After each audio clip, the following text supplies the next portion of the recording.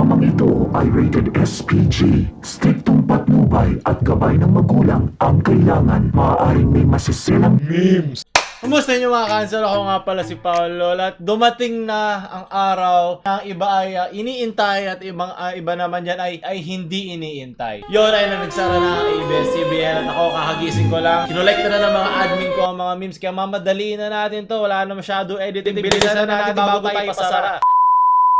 Napag-usapan na natin to dati. So pag-usapan na natin ng ibang anggulo sa dulo nitong video na to. Unahin muna natin ng mga memes kasi kahit ano mangyari, kahit ano pang posisyon mo dito, ang memes ang bubuhay sa atin dito. Punta na sa kaya ito, nagre-react ang isang dead channel, isang dead meme, sa isa pang dead na frequency. Frequency lang ha, okay, masyado relax lang kayo. Hindi pa sila burado na iniisip ng iba dyan. Parang palo lang to. Bad ABS-CBN. Kala ko may bukas pa. Kaya bakit? Ano nangyari? Santino yung pagdasal mo. O kung totoo lang yan, diba? Kung prank lang talaga yan. Malay natin nakikitrend lang ang ABS-CBN sa nangyayari ngayon sa YouTube. Kasi lilipat na silang YouTube. Wala na yung malakas silang makinarya sa TV. So, yung mga iba na lang maliliit nilang channels yung natitira. Isang medium lang naman ang TV. Kahit malaki yon, hindi po pa naman katapusan yun. Sunod. Alam mo kung Be sino lang ang careful what you pinakamatinding wish for. magiging kalaban ni Ricardo? Sino? Nako, kabahan ka kay Ricardo. Ang pinakakalaban ni Ricardo. Sino? Feeling ko si Kiboloy. Yung nagpainto ng lindol. Si Kiboloy, Ay, naalala ko na to. pinto ng probinsyano, abangan nyo yan. Sa 4 na buwan, hindi lang yung probinsyano may stop. Baka pati yung network mo, stop na yan. Mga maraming patay na channel. Ay, mga patay na mga memes ang nagagamit ngayon para sa namatay na channel. Nice, Skinny Master. Gusto. Hindi! Kinaalala mo pa to. Ayoko. Menma!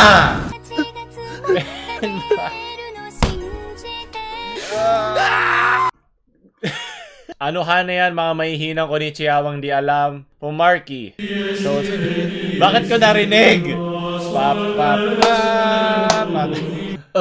Lana, DDS at dilawan na naman ako nito eh. May mga anti at pro dito. Kasi sinasabi ko na ngayon pa lang. Kaya kung mabilis kayo masaktan, mabilis kayo ma-trigger, huwag niya kayo manood. Okay lang yan. From Dennis, Nick Makino. Wala nang chato kaya sanahan ko na muna kayo. Na okay lang ako, Nick. Okay lang ako dito. Hindi, iba na sana all. Di ba may kanta siya kayo? Mukhang manamali ka doon. Pero malay natin bumalik kay ABS, di ba? Kung lalagpasan nga nila ang martial law, I'm sure mababalikan lang nila to uli. Parang maliit lang to na nadapa para sa kanila. From Irving. Makinig ka kay Ato Maraulio. Iba na. Puro ka sana all. Ayan. Sarap. Sana all din yung channel. Sunod. Bakit sobrang sakto? May monopolyo na ang GMA sa TV. Ang laki kasi yung hawak ng TV. Kahit sabihin natin lumalakas ang internet, lumalakas YouTube, lumalakas ang ibang plataforma, kalabas ng TV. Tandaan nyo sa mga rural areas, sa mga lugar na may poverty o mga taong mahirap sa buhay, sa TV lang sila kumukuha ng impormasyon. At dahil ngayon nabawasan na yung pagkukuha nila ng impormasyon, madali lang, may mga nagsasabi, madali lang naman daw lumipat sa ibang channel. Pero, mabaya natin pag-usapan yan. Nakahaba pa eh. The memes muna. Basta, magaling witty. Palakpakan natin itong meme na to. Sunod, taas. Ito pala shortcut ng taas. Kala ko wala apostrophe. Tama ba to? Ako, tanga ako eh. Hindi ko to alam. Hindi na ako nanonood ng TV. Meron na palang ganyan. May load na pala. Junk shops after quarantine. Nako po. Maraming tunaw na bakal ngayon ng mga junk shops. Ano to? From Angelo. Is ABS-CBN Corporation Channel 2 in the service of the Filipino. Now signing off. 何も持たずに Mga konnichiwa talaga. 僕とあの隙間で Nako, pabinsyano.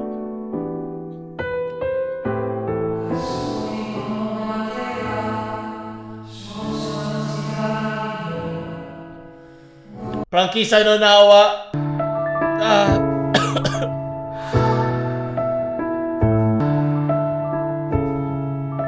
parang medyo may conspiracy kung isipin mo yun, no, na parang nagkatugma-tugma. Kahit sinabi naman nung Marso ng mga legal bodies na wala mo nang gagalaw nito. Kasi mayroon naman mga frequencies na nakapag-air pa rin kahit wala silang prangkisa, tulad nung Catholic Bishops Conference ba? Search, tingnan nyo na lang. Isa tong unique na panahon ngayon dahil nga sa nangyayari nga sakuna. Nararamdaman ko yung pressure na nilagay sa ABS-CBN. Doon na papasok yung politika. Itutuloy natin yung mamaya, pero hindi ito yung parang, lalasalpakan sila ng batas.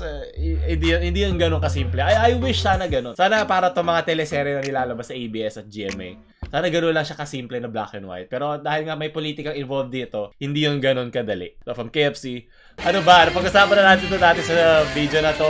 Yung mga tao nila dyan, palipat-lipat siya sa GMA at ABS. Kasi may mga recommendations yan. At syempre, isang larangan lang yan eh. Ang galing din naman ako sa communications na course. Kailangan nila ang isa't isa. Ito ay nakabubuti sa nakararami at para na rin sa kanilang mga kumpanya. Una sa nakararami dahil tandaan nyo parang PLDT, pag wala kang kakompetensya, at hindi ko masasabing kompetensya nila ang TV5 dito. Kung meron kang kompetensya, tumataas yung kalidad na nilalabas mong serbisyo. Diba? Kasi may rivalry kayo, meron kang friendly rivalry na matatawa. Parang kailan Naruto at Sasuke, meron tayo mga Kunishiwa ng mga anime. Yun yung nagpapalakas sa'yo bilang isang kumpanya. Para sa nakararami, mas okay kasi sa ating mga manonood, sa mga nanonood sa kanila, mas magandang kalidad ng reporting ang lumalabas. Parang palo lang to, tulad yung sinabi ko kanina.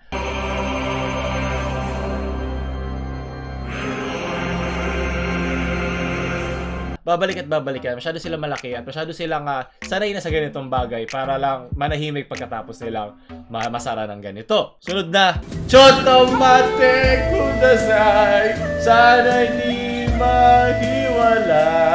Sunod, ako, hindi na tinatapos. Wala na, GMA na ang pinakamakapangyarihan sa ngayong panahon. Wala makakatalo sa GMA ngayon. Okay lang, wala naman siyang scan. Huwag ka, grabing editing yan. Resume, babalik yan, man. Masyado silang veterano para lang, uy, nakalimutan tayo mag-renew ng prangkisa. Sunod, wala, kinulang ang dasal ng ABS na mapabilis ang pag-renew sa kanilang prangkisa. Bongo to appeal. Nako, bakit mo nilalabanan si Papa Diggs? Nalala ko tuloy yung mga yung to the rescue na vibe palagi ni Tito Bong. Pero doon siya dati, di ba, sa Angkas? Gawa siya ng sarili niya. Meron pa ata sa iba pa, nakalimutan ko na. Basta lagi meron siyang the hero we don't deserve. Lagi siya pumapasok. Kontof. Iba ang napulot ngayon ni Kabataya. Pero okay, may Monster Reborn yan. Imposible nga magpatalo ABS sa ganun kasimple lang, di ba? From Kenchan, NTC Shadow ABS daw. Tapon nyo na yan sa mga junk shop. Bukas pa yun.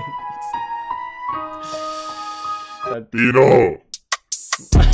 Naku, lilipat na ABS-CBN sa TikTok. Copyright. Mga kupal talaga yung lahat, leche. Okay, from Zarcooks. ABS-CBN shutdown yun.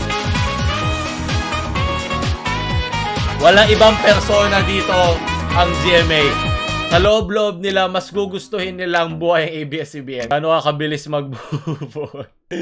Leche, editing yan. Pag-ingat kayo GMA, baka matanggalan din kayo prangkisa. Aralin nyo mabuti bago nyo ibenta. Ngayong quarantine, sila ngayon ang nagmamay-ari ng kalsada ng mga frequencies. When you say Corona, babay na, but the one who goes back. Ba't ka kasi gumagawa ng kanta? Tita Vice, ano ba? Nalagyan kayo ng vaccine. Sunod from Clayton. Attorney Gadol, after learning NTC ordered ABS-CBN to go off air. Tagumpay!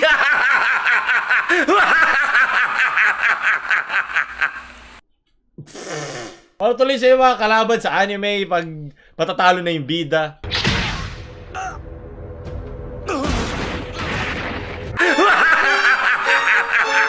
Kung hindi lang kasi sinabi ni Papa Diggs na ipapasara niya, kung hindi lang siya nagganong klase mga jokes, siguro hindi sa... Kung alam mo yung mga kalaban nila Goku para sila Frieza na darating dun sa laban, ito ang gagawin ko sa inyo, ha? Tatapusin kita, pagkakita tatapusin, pupunta ako sa planetang 7701. Yung sinasabi niya yung plano niya, tuloy yung dating sa mga tao, kung hindi nila siya nagsalita tungkol o di siya sinabi ng ganun-ganun kasimple, hindi na mababahira ng sobrang lakas na politika to. Pero dahil nga sinabi niya, wala tayong magagawa, ganun siya. Diba yun lagi yung sinasabi? Ito ang ating makukuha mga memes. Okay lang, dagdag content sa atin. Pero anong kapalit, diba? Ano ang kapalit? Nag-shutdown yung ABS, mga bumili na ABS, mga DDS. Ako na wala TV sa bahay. CGI na GMA. Ano ba? Ito na naman tayo. Nang-aaway na naman kayo. Hindi ako nanonood. Yung mga magulang ko yung nanonood. Pero tandaan nyo, marami pa rin nagnanonood ng TV. Lalo na yung mga wala namang means o wala namang pambayad para sa internet. Kaya malaking bagay pa rin yan. Lalo na ngayon na kailangan natin ng impormasyon sa panahon na sakuna. Ngayon, mababawasan ka ng source. At ngayon, hindi ko na kaya mag-cross-source kung ang aking source lang ay yung TV. Saan ako mag-check? Diba? Wala nga ako load eh. Kaya pag nakita ko sa ABS, wait lang, tama ba? Pareho ba ito sa GMA? O GMA, pareho ba ito? Kaya sa TV5 ka ngayon mag-check.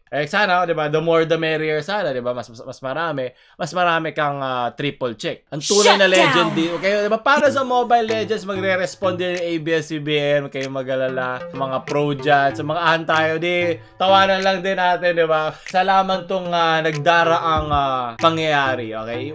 Hindi walang permanent dyan.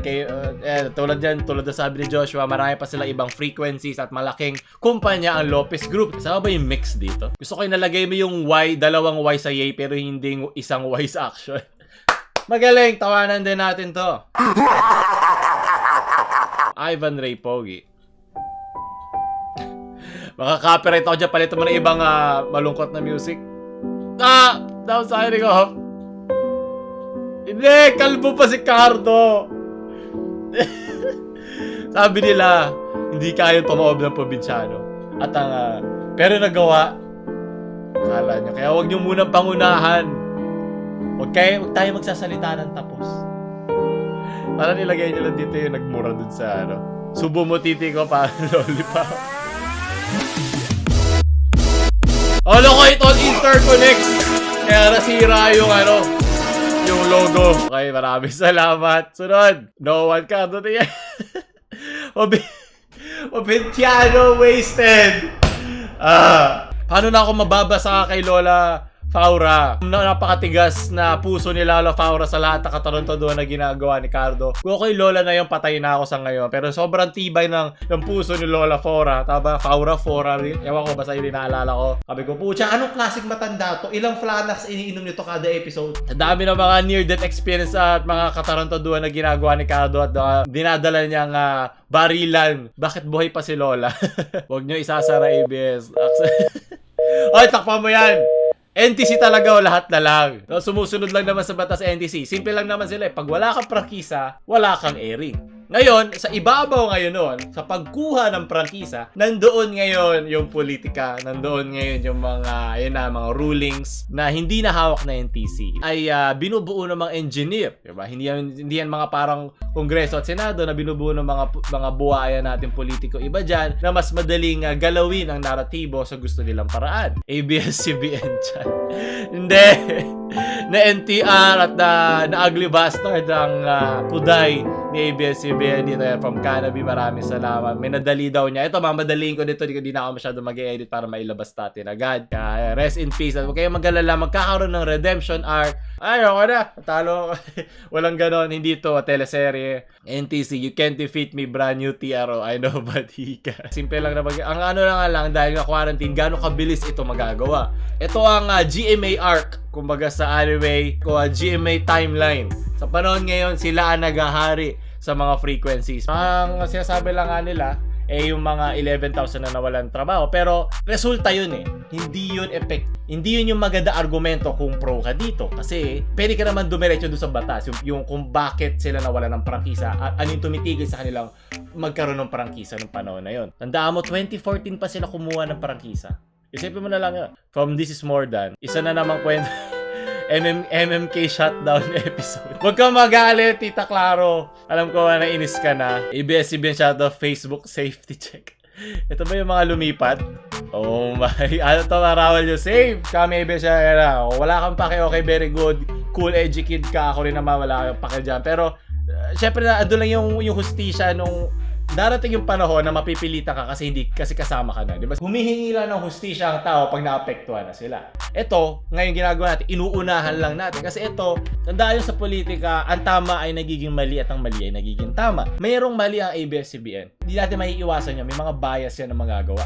Lalo na hawak sila ng iba't ibang mga tao o hawak sila ng iba't ibang mga tao sa loob ng kanilang studio. Parang nangyari kay Tito Tulfo dati. Hindi porket may nag-complain sa'yo, sila yung tama. Diba? Kailangan mo i-prove yung complaint na yun. Hindi naman to sila, sabi ko sa'yo eh. May galit sa'yo.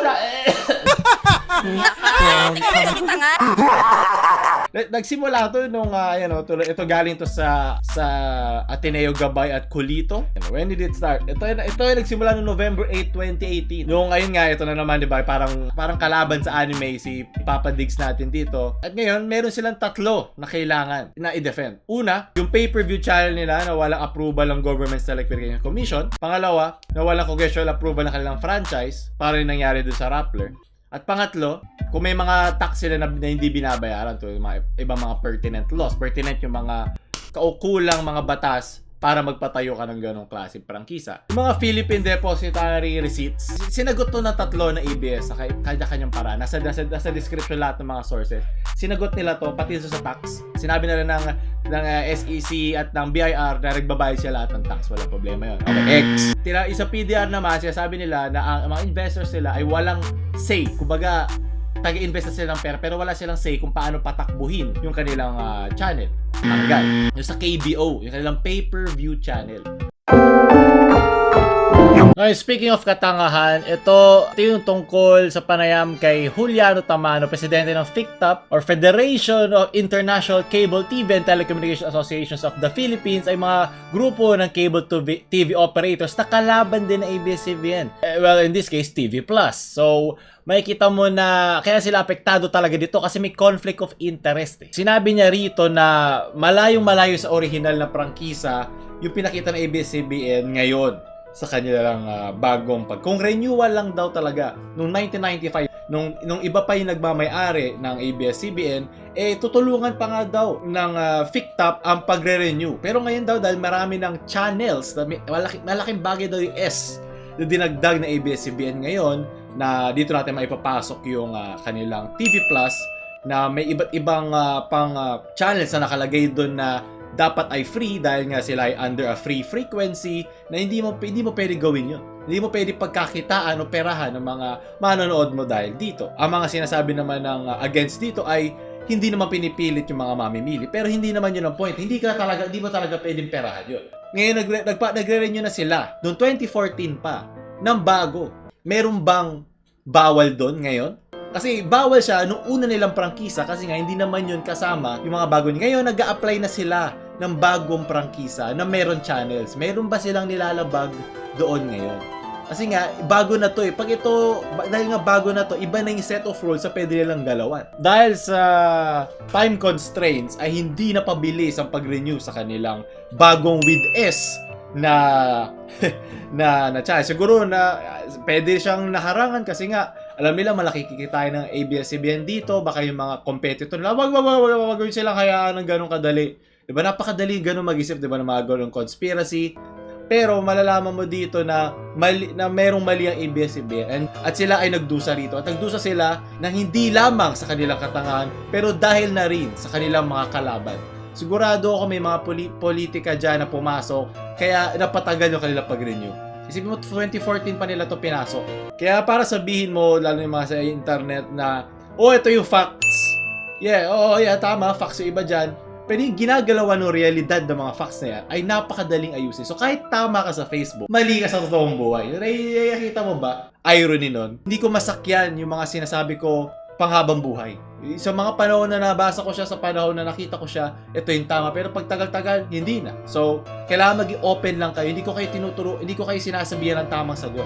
Kasi sabi ko lang ay kung paano kayo mangolekta ng impormasyon at kung paano nyo itong inunguya, nilalatag sa utak mo. Iba kasi yung parusang ipinapataw doon sa ABS para sa kanilang katangahan na ginawa. Kasi hindi yun nakalagay sa batas. Sumusunod lang naman din tayo sa batas. Wala akong pake kung matanggal ABS-CBN o hindi. Kung kung mali nga yung ginawa nila. Kung merong ginawang mali ABS-CBN, sige patawan mo ng parusa pero iayon mo sa batas. Hindi dahil merong may gustong ipasara ang ABS-CBN.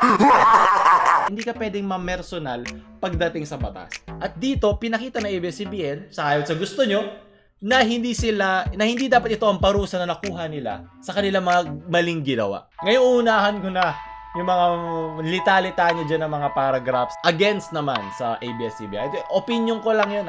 Hindi ibig sabihin nun, parati ko ng ABS-CBN. So yun mga memes dito. Maraming salamat sa ano. Like, share sa mga GMA nyong friends. Mag-subscribe. Paulo lang.